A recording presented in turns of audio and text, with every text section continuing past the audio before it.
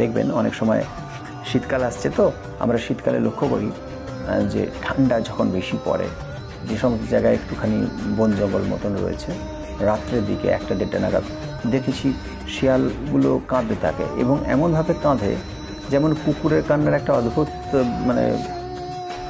অদ্ভুত ব্যাপার থাকে না। কুকুরদের সাধারণত আমরা ঘেউ ঘেউ করতে শুনি, কিন্তু কুকুর যখন কাঁদতে থাকে তখন সেই ডাকটা খুব একটা স্বাভাবিক লাগে না। আমাদের বাড়িতে অনেকেই ভাই চুপ কর বলে কুকুরগুলোকে থামাবার চেষ্টা করে, কিন্তু ওরা হয় কি যে ওরা কোনো একটা মনে করা হয় যে ওরা কোনো কিছু দেখতে পায়, যে দৃশ্যটা আমরা দেখতে পাই না, যে কোনো একটা অশুভ ক্ষমতার হয়তো ওরা গোচর হয়, ওদের গোচরে আসে, এবং ওরা সেটাকে দেখতে পেয়ে ভয় পেয়ে কাঁদে। তেমনি শেয়ালও কাঁদে। শেয়ালের কান্না শুনতে কিন্তু মানুষের যে শিশু তাদের কান্নার মতন লাগে, মনে হয় যেন